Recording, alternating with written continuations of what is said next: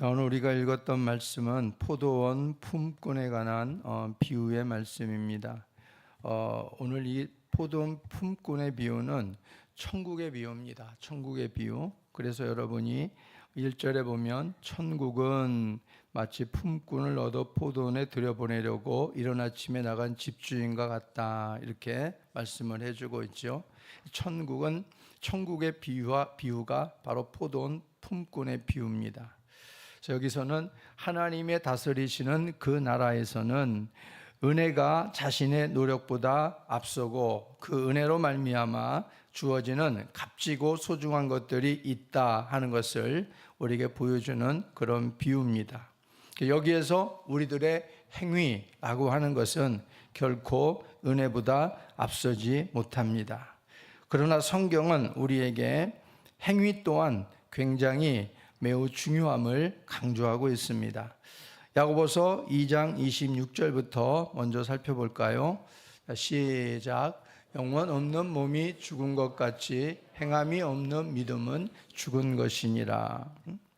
이것을 우리는 행함이 없는 믿음은 죽었다, 이렇게 말씀해 주고 있는 것처럼 우리가 하나님 앞에 믿음이라는 것은 대단히 중요한 것이지만 그 믿음이 행함과 함께 뒷받침되지 않는 믿음이라면은 그것은 사람들에게 오히려 무시당하고, 그리고 사람에게 오히려 별 볼 일 없는 것처럼 우리가 보여줄 수 있는 이런 믿음이 될 수 있다는 거지요. 그래서 믿음이라고 하는 것은 우리가 하나님 앞에 언제나 구원의 요건이 되지만은 그러나 그 믿음이 행함과 함께 동반되어져서 행함이 뒷받침되지 않는, 증명되지 않는 믿음이라면은 그것은 죽은 믿음이 될 수밖에 없다 하는 것을 보여줍니다. 우리들이 은혜로 말미암아 얻게 된 믿음이라는 것은 행함이라고 하는 것을 통해서 그 온전함을 드러내며 살아가야 된다 하는 것을 분명히 보여주고 있습니다. 그래서 로마서에 말해주고 있는 바울의 말과 야고보서에서 말해주고 있는 또한 이 말은 결국 상충되는 말이 아니라 바로 이것은 동전의 양면, 그리고 자동차의 두 양쪽 바퀴와 같은 역할을 하고 있다는 것을 우리가 분명하게 잘 이해를 해서 여러분들이 치우침이 없이 하나님의 말씀이 우리에게 무엇을 우리에게 말씀하는가를 제대로 우리가 깨닫고 그것을 가지고 우리가 세상을 살아가는 온전한 삶이 되었으면 좋겠습니다. 행함이 없는 그러한 믿음은 죽은 믿음이다. 행함은 믿음보다 앞설 수 없습니다. 그러나 믿음을 입증하는 열매가 되지 못하면 그 믿음은 죽은 믿음이 된다 라고 하는 것을 우리가 이것을 잘 조화롭게 이해하고 깨달아야 될 것입니다. 그래서 그러한 행위는, 믿음을 뒷받침할 수 있는 행위는 결국 하나님은 우리에게 뭐라고 말씀해 주고 있느냐? 상급의 열매가 된다, 이렇게 말씀해 주고 있어요. 그 믿음을 온전케 하기 위한 행위는 하나님으로부터 상급이 뒤따른다. 그래서 하나님으로부터 받아 누리는 상급은 모두가 다 똑같을 수 없다 하는 것을 말씀해 줍니다. 선지자 오데스의 아들 아사랴가 아사왕에게 전하는 말 중에 이런 말씀이 있습니다. 역대하 15장 7절의 말씀을 같이 보겠습니다. 시작. 그런즉 너희는 강하게 하라. 너희의 손이 약하지 않게 하라. 너희 행위에는 상급이 있음이라 하니라 그랬습니다. 그러니까 우리가 이걸 전체적인 우리가 내용을 보더라도 하나님 앞에 우리가 보여지는 행위라고 하는 것은 그 어떤 행위인가에 따라서 하나님의 상급이 따르는 행위가 되고, 또 하나님 앞에 하나님의 진노가 따르는 행위도 나타날 수 있습니다.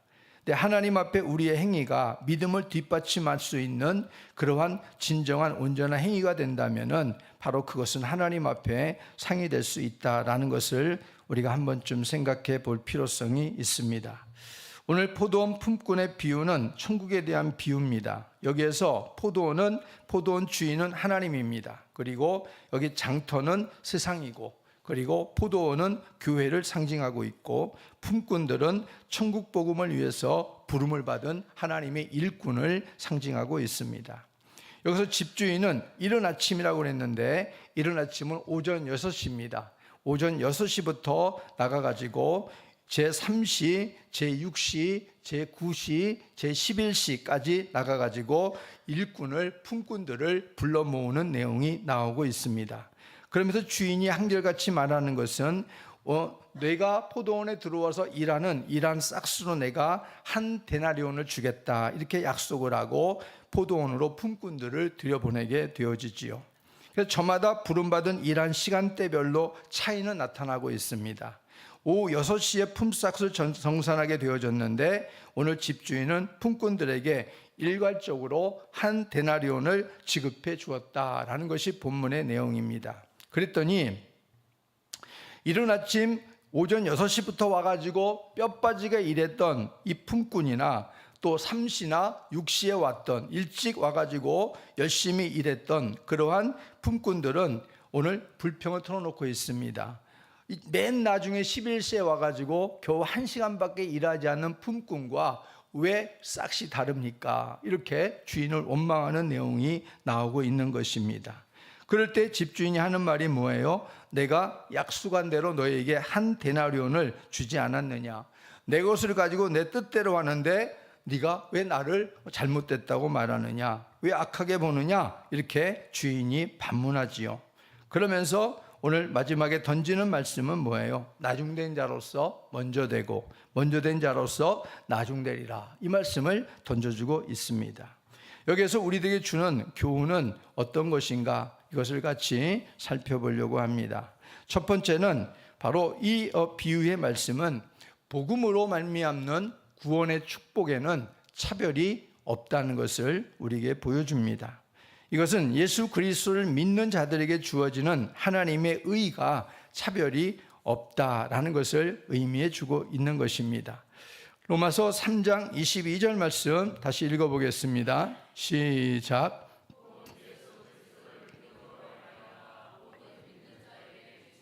하나님의 의인이 차별이 없느니라.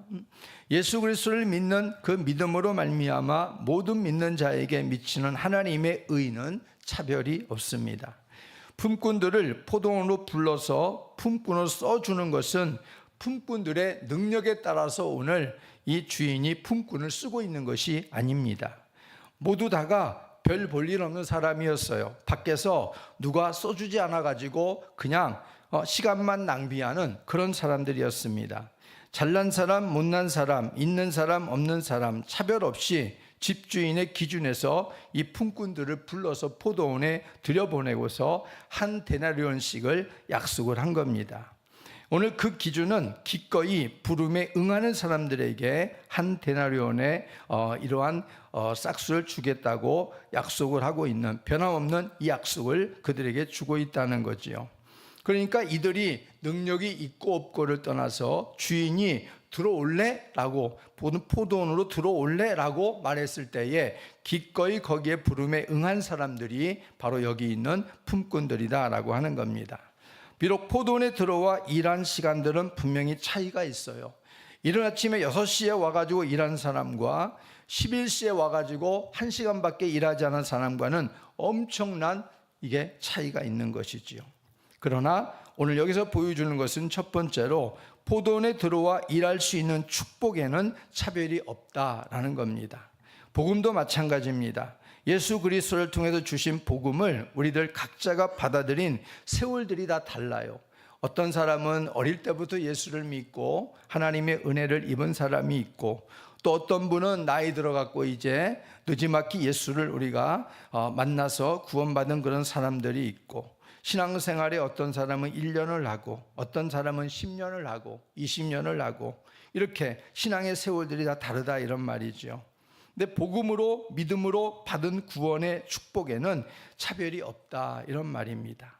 단 앞에서도 말씀드렸듯이 복음과 함께 살아간 세월 속에서 우리들이 복음을 위해서, 하나님을 위해서 일한 행위에 대해서는 다를 수 있다 이런 말입니다.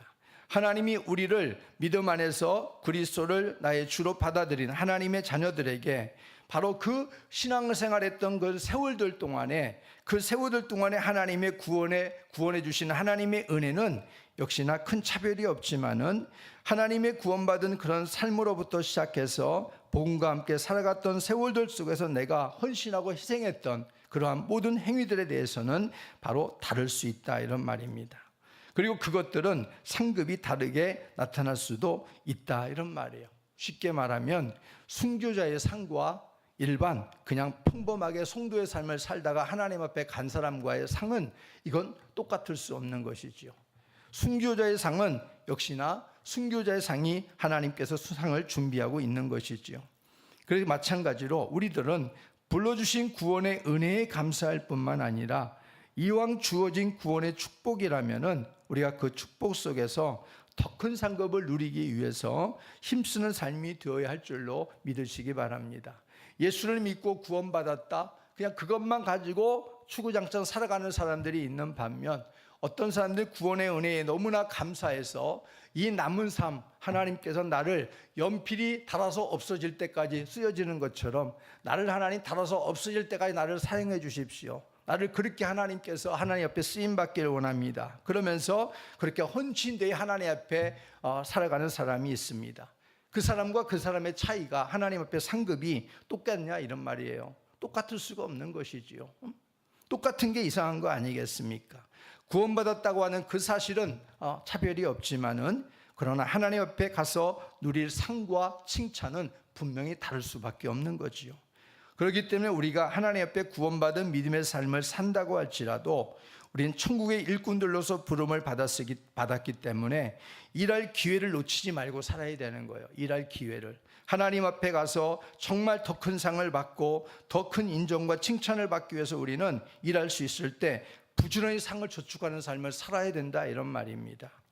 오늘날은 갈수록 예수를 우리가 믿어도 헌신이 없어지는 시대예요. 헌신이 없어져요. 하나님 앞에 헌신이 없고 편안한 신앙생활을 자꾸 하려고 그래요.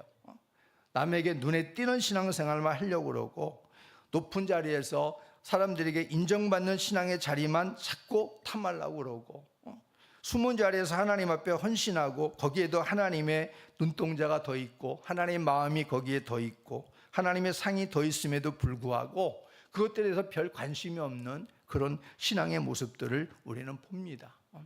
신앙의 열기가 예전만 같지 않아요. 너무너무 신앙의 열기가 약해져 있는 것을 우리는 스스로 발견할 수 있을 것입니다. 그래서 우리는 부지런히 하나님의 성을 저축하는 삶이 나에게 주어져 있을 때, 일할 수 있을 때 찬송에도 일하라 그러잖아. 일할 수 있을 때 일하라. 언제 일할 거예요? 세월은 흘러가는데 일할 수 있을 기회가 지나고 나서 일하려고 하면은 힘이 빠져가지고 일 못하잖아요. 인생은 반드시 일할 수 없을 때가 온다. 일할 수 있을 때 조금이라도 일해라. 연필이 다 닳아지면은 쓸 수 없잖아요. 그러나 닳아지기까지는 계속해서 쓰임받지 않습니까? 그렇게 우리가 하나님 앞에 이 육신의 껍데기 아껴서 뭐 하겠어요? 육신의 껍데기 아껴가지고 하나님 앞에 가지고 갈 것도 아니잖아요. 육신의 껍데기 하나님 앞에 희생해서 닳아질 때까지 쓰임받고 하나님 앞에 가면 하나님이 새롭게 부활의 몸으로 하나님 만드시지 않겠습니까? 그러니 하나님 앞에 우리 육신은 결국 뭐예요? 이 껍데기는 영혼을 담고 살아가면서 하나님 앞에 상받기 위한 도구구나, 상받기 위한 무기구나 생각해야 되지 않겠어요? 그래서 하나님 주신 구원의 이 은혜는, 복음을 주신 은혜는 차별이 없지만 그러나 그 하나님 앞에 복음에서 살아간 삶의 행위에 대해서는 분명한 차별을 하나님이 두고 계시다는 것을 잊지 말고 일할 수 있을 때 열심히 일하고 부지런히 하나님의 상을 저축하는 우리의 삶이 되기를 주의 이름으로 축복합니다. 별로 상을 받을 생각이 없으신 모양이군요.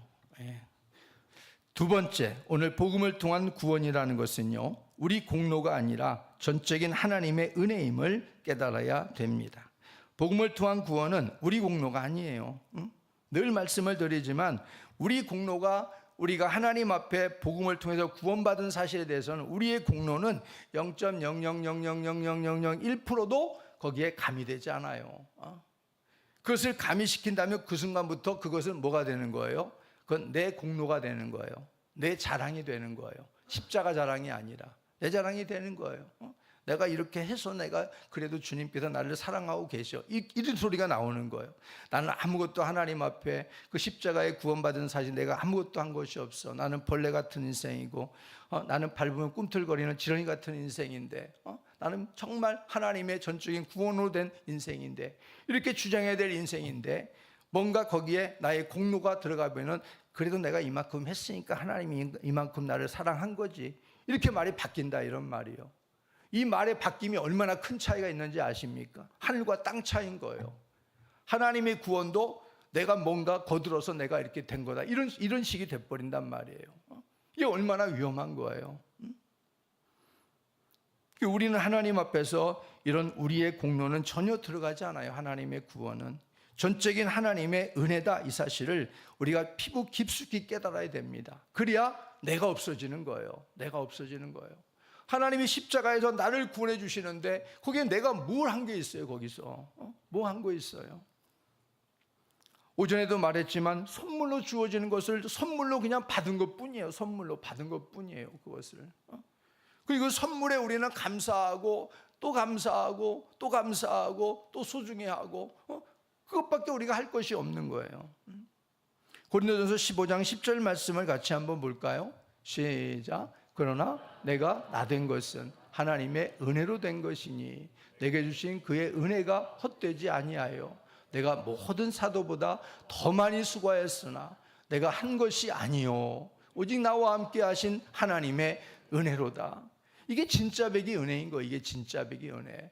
사도 바울은 뭐라고 그러는 거예요? 모든 사도들보다 자기만큼 수고한 사람이 없어요. 모든 수고한 어떤 사도들보다도 사도 바울만큼 수고한 사도가 없어요. 고생한 사도 바울보다 복음을 위해서 고생한 사도가 없다 이런 말이에요. 그러면 한 번쯤은 야 그래도 내가 이만큼 하나님 앞에 수고했어. 좀 알아줘. 이렇게 할 법하잖아요. 근데 사도 바울은 입에서 털어나오는 얘기가 뭐냐면 하나님의 은혜입니다. 내가 한 것은 아무것도 없어요. 오직 하나님의 은혜입니다. 내가 모든 사도들보다 더 많이 수고했지만 내가 한 것은 아무것도 없습니다. 하나님의 은혜예요. 이것만 말하고 있잖아. 이것만. 이게 진짜 백이 은혜인 거예요. 이게 진짜 백이 은혜. 에베소 2장 8절 9절 오전에 봤지만 다시 한번 볼까요? 시작. 너희는 그 은혜에 의하여 믿음으로 말미암아 구원을 받았으니 이것은 너희에게서 난 것이 아니요 하나님의 선물이라. 행위에서 난 것이 아니니 이는 누구든지 자랑하지 못하게 함이라. 하나님의 선물은 우리의 행위가 가미될 수 없는 거예요. 이걸 분명히 알아야 되는 거예요. 하나님의 선물이 저게 뭐예요? 은혜고 믿음이고 구원 아닙니까? 구원. 우리의 행위가 저기에 가미가 될 수 없는 거예요. 그러면은 그것은 벌써 뭔가 이물질이 들어가는 거예요. 그래서 왜 하나님이 왜 그랬는가를 분명히 말해주잖아요. 사람은 행위가 들어가면은 누구든지 그거 가지고 의시된단 말이에요. 자랑한단 말이에요. 내 공로라고 자꾸 뭔가를 나타내려고 한다 이런 말이에요. 그걸 하나님이 왜 모르겠어요? 우리 인생에 대해서 창조주신데 거기에 대해서 일절 아무 소리 못하게 하나님 만들기 위해서 선물로 탁 주신 거예요. 내가 너에게 전적인 100%다 이건 선물 받아 누려라. 하나님이 주신 거예요. 그렇기 때문에 우리들은 바로 이러한 하나님의 은혜를 내 공로가 아니라 전적인 하나님의 은혜임을 날마다 깨닫고 고백할 수 있는 이런 깊은 바울 같은 은혜의 자리에 머무는 우리가 되어야 되겠습니다. 사도 바울은 복음으로 말미암아 자신이 구원받게 된 것은 자신이 복음을 위해서 그 누구보다 애썼다고 말하지만은 내 힘이 아닙니다. 오로지 하나님이 하셨습니다. 은혜입니다. 이렇게 말하고 있는 겁니다. 포도원 주인 되신 오늘 하나님께서 오늘 품꾼들을 불러줄 때 보면 정해진 품삯을 받기 위해서 열심히 땀 흘리며 일을 해서 한 데나리온을 받는다고 할지라도 오늘 이 품꾼을 불러줄 때 만약에 품꾼들이 내가 한 데나리온 약속을 받았으니까 한 데나리온 얼마예요? 하루 일당이 하루 일당 대략 한 10만 원 정도 여러분들 10만 원 정도 생각하게 되어지면 뭐 10만 원, 15만 원 정도 하루 노동자의 일당이 바로 한 데나리온입니다. 그러니까 하나님 포도원 주인 되신 하나님께서 이 품꾼들을 불러가지고 일에 들어가서 일해라 라고 말할 때 이 포도원에 들어가서 일하는 품꾼들이 하루에 품삯 한 데나리온을 약속받았으니까 이 한 데나리온의 이 품삯을 받기 위해서 땀 흘리며 열심히 일을 해야지라고 그들이 그리고 그것을 나중에 내가 이렇게 땀 흘려서 일했기 때문에 한 데나리온을 받은 것입니다 라고 이렇게 그들이 자신의 어떤 수고한 것을 말할 수 있는 거 아니겠어요? 그러나 오늘 품꾼이 한 데나리온을 약속하고 있는 오늘 본문의 전체적인 의도는 그게 아니라 이런 말이죠. 품꾼이 수고하고 땀 흘리는 건 맞지만은 그러나 품꾼을 들여보내고 쓴 자가 누구냐 이거예요. 품꾼을 쓰지 않았으면 품꾼에게 바로 그런 한 데나리온이 주어질 수 있겠느냐. 품꾼을 쓴 것이 먼저라 이런 말이에요. 품꾼에서 땀을 흘리고 수고한 것은 그 뒷일이고 품꾼을 써주셨던 이 은혜를 우리가 먼저 잊지 말아야 된다 하는 것을 여기서는 거기에 초점을 두고 지금 말하고 있는 겁니다.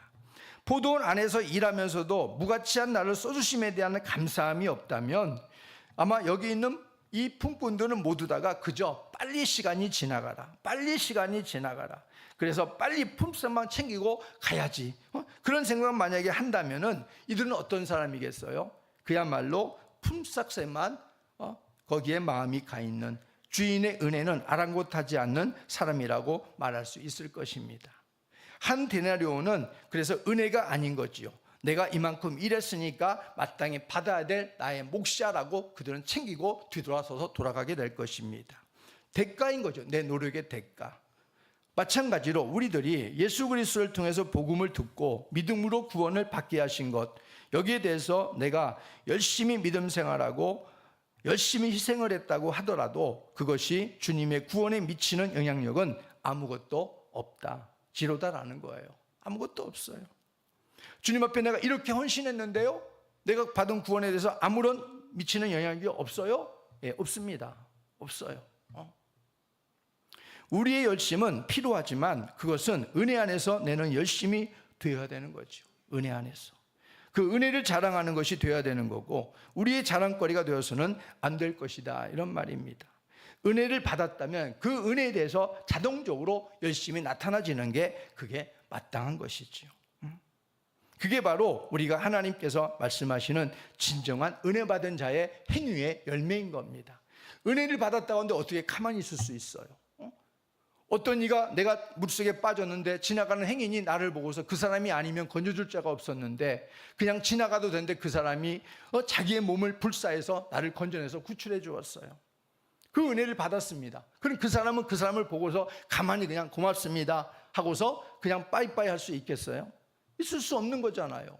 내 생명을 건져줬는데. 그럼 거기에 상응하는 뭔가 은혜의 대가를 치른다든가 뭔가 감사의 표현을 해야 되지 않겠어요?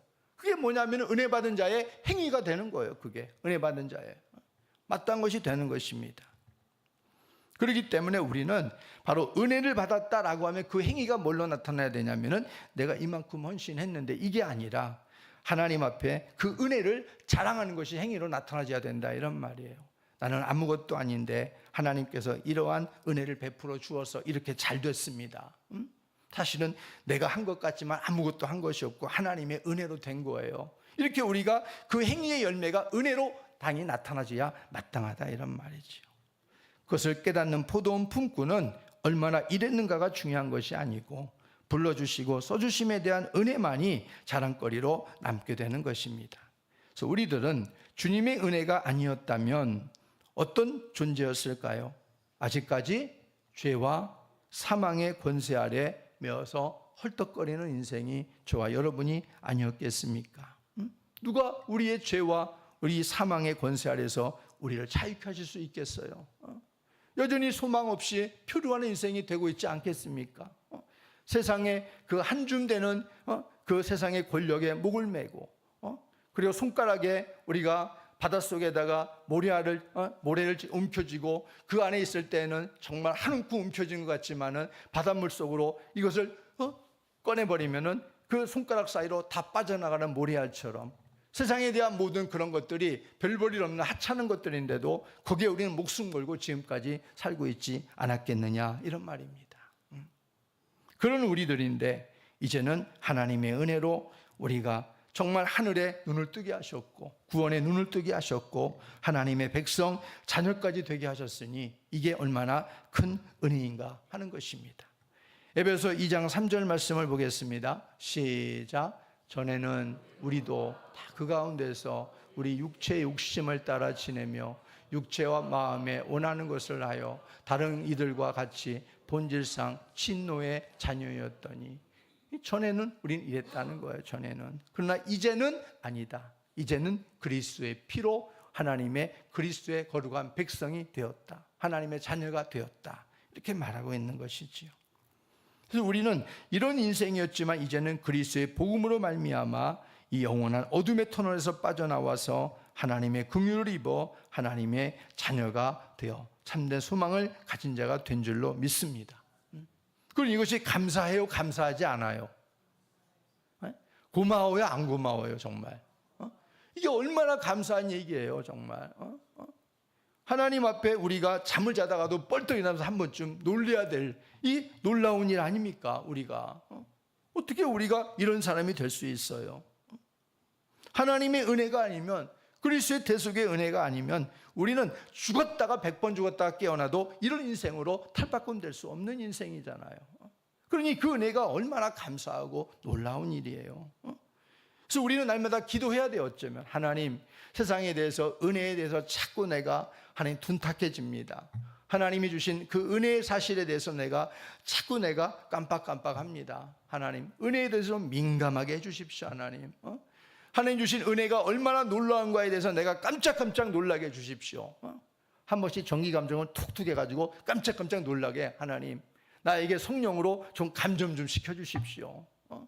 그래서 하나님의 받은 은혜의 사실에 대해서, 야, 이만큼 큰 거야, 이만큼 놀라운 거야, 이만큼 대단한 거에 대해서 내가 한번 깜짝깜짝 좀 놀라게 해주십시오. 하나님, 우리 이렇게 기도해야 되지 않아요?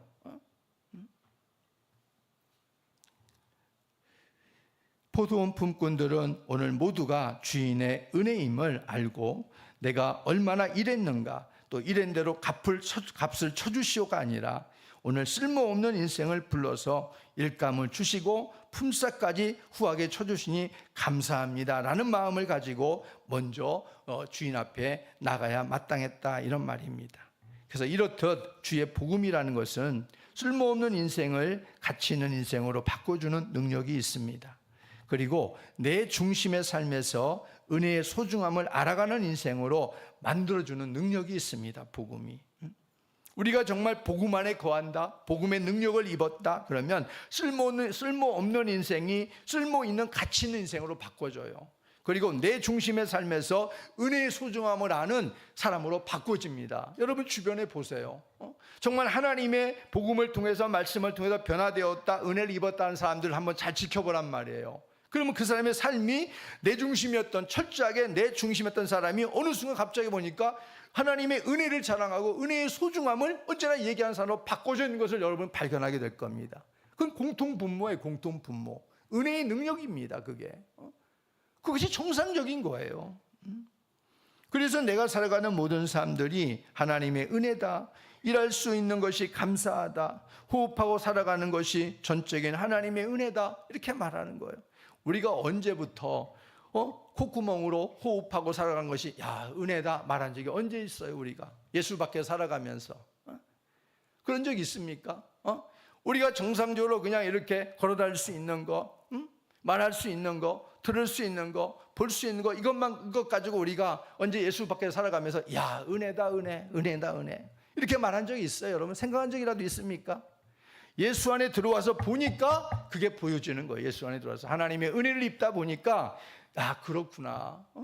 눈 뜨고 제대로 볼 수 있는 것, 귀가 해서 제대로 들을 수 있는 것, 그리고 우리가 건강한 몸이 있어서 제대로 이렇게 살아갈 수 있는 것, 이것 자체가 이게 정말 은혜구나. 우리가 고백하게 하나님이 만들어 주시잖아요.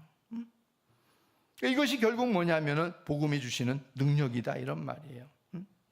내 노력의 가치보다 하나님의 은혜의 가치를 더 높이 인정해 드리는 삶으로 바꿔주신 것입니다. 이러한 복음 안에서 변화되어지는 천국의 품꾼이 되시기를 예수님의 이름으로 축복합니다. 세 번째는요, 하나님의 은혜로 주어진 구원 앞에 족한 줄로 여기며 감사할 줄 알아야 된다는 사실을 교훈해 주고 있습니다. 우리의 구원은 전적인 하나님의 은혜이고 하나님의 주권에 따른 겁니다. 하나님의 주권에. 포도원은 좁게는 교회를 말하고 넓게는 천국을 상징합니다.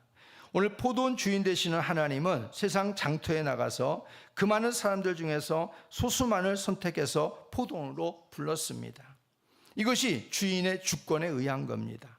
오늘 포도원 품꾼들을 살펴보면 그들은 주인의 영광스러운 선택을 받은 사람들입니다. 그런데 가만히 보세요.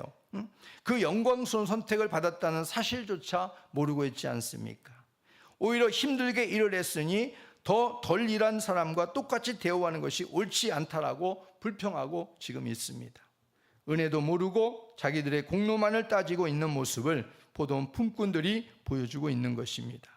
이렇게 자기의 공로만을 앞세워 은혜를 묻어버리게 되면은 이 사람이 누가 되느냐? 나중된 자가 되는 겁니다. 그리고 아무리 자기의 공로가 많아도 은혜 앞에 공로를 묻어버리면 이 사람이 먼저 된 자가 되는 것입니다. 오늘 포도원 품꾼의 비유에서 최종적인 결론이 무엇입니까? 16절을 같이 읽어볼까요? 16절 시작.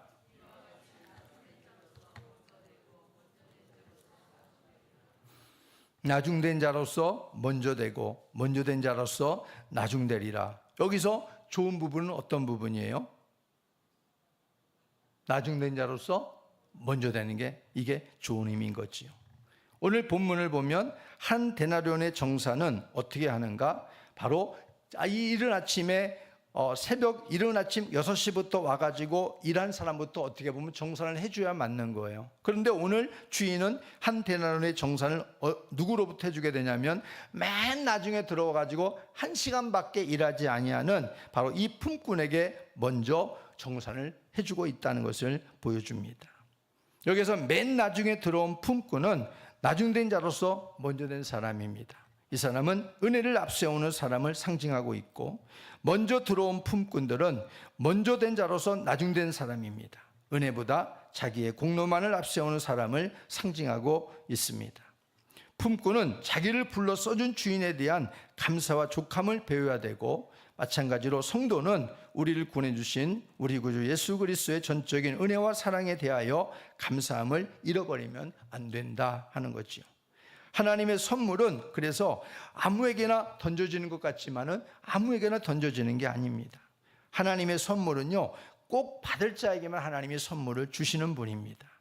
그러면서 은혜는 선물이고 주의 은혜는 아무에게나 남발하시는 하나님이 아니시다.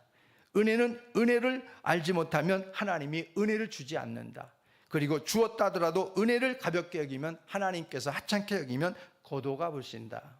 그래서 우리가 그런 말 하잖아요. 내가 예전에 은혜가 많았는데 은혜 다 까먹어 버렸어. 은혜 다 잃어버렸어. 그런 말 하잖아요. 하나님이 거둬가신 거예요. 그건. 은혜를 소중히 알지 못하니까, 하나님의 값진 것을 값지게 알지 못하니까 하나님이 거둬가 버리시는 거예요. 이거 빼앗기는 것입니다.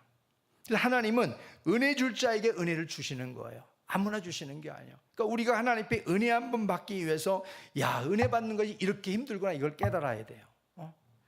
우리가 하나님 앞에 주여 손만 들면 하나님이 은혜를 턱턱 준다. 그러면 은혜의 가치를 알겠어요. 막 3일을 금식하고 막 배를 이 끊어지는 창자가 끊어지는 고통을 안고 이 배를 막 쥐어 잡고 막 하나님 앞에 은혜하면 내가 안 된다라고 하나님 앞에 그 은혜를 구할 때, 그럴 때 마지못해서 하나님이 주시는 것처럼 하나 툭 던져주면 그 은혜가 이렇게 소중하구나, 우리 그것을 깨닫게 되는 거예요.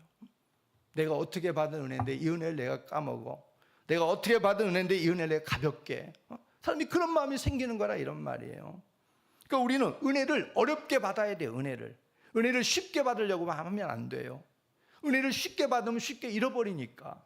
하나님이 쉽게 주시는 분도 아니시지만은 우리 은혜를 어렵게 받아야 된다.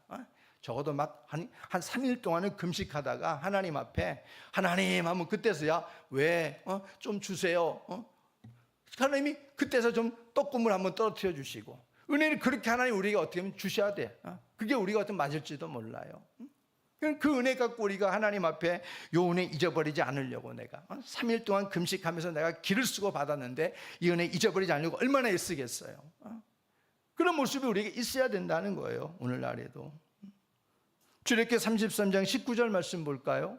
시작. 여호와께서 이르시되 내가 내 모든 선한 것을 내 앞으로 지나가게 하고 여호와의 이름을 내 앞에 선포하리라. 나는 은혜 베풀 자에게 은혜를 베풀고 긍휼히 여길 자에게 긍휼을 베푸느니라. 어떤 사람에게 은혜를 베풀어요? 은혜 베풀 자에게. 어떤 사람이 긍휼을 베풀어요? 긍휼히 여길 자에게. 하나님이 그렇게 베푼다 말씀해 주고 있잖아요. 그러니까 하나님께서 아무나 주시는 게 아니에요.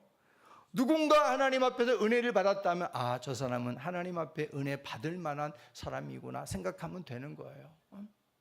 우리는 그런 은혜 받을 만한 자가 돼야 되고 긍휼을 받을 만한 자가 돼야 되지 않겠습니까? 바로 그 사람이 누구냐? 바로 여기 나중된 자로서 먼저 된 사람이 바로 그 사람입니다. 은혜를 앞세우는 사람. 감사하는 자에게 하나님은 더 감사의 은혜를 베풀어 주신다고 하지 않습니까? 우리 하나님은 여전히 은혜를 베풀 자를 찾아서 은혜를 베푸시고 계시는 하나님이심을 꼭 여러분들이 잊지 마시기를 주의 이름으로 축복합니다. 내가 은혜 받을 자가 되어야 되겠다. 내가 하나님의 긍휼을 받을 자가 되어야 되겠다. 이렇게 여러분들이 그 하나님의 눈동자, 여러분의 눈동자를 맞추고 하나님의 그 마음에 여러분의 마음을 포개고 손과 발을 포개고 그렇게 여러분들이 살아가면 하나님이 우리에게 하나님이 허락한 합당한 은혜를 분명히 베풀어 주실 줄로 믿습니다. 그러니까 내가 은혜를 받을 수 있는 그런 하나님 앞에 그런 긍휼을 받을 수 있는 모습이 되어 있지 않은 것뿐이지 하나님께서 긍휼이 하늘나라에 부족해서 은혜가 하늘나라에서 부족해서 우리에게 떨어지지 않는 것은 결단코 아니다라는 것입니다.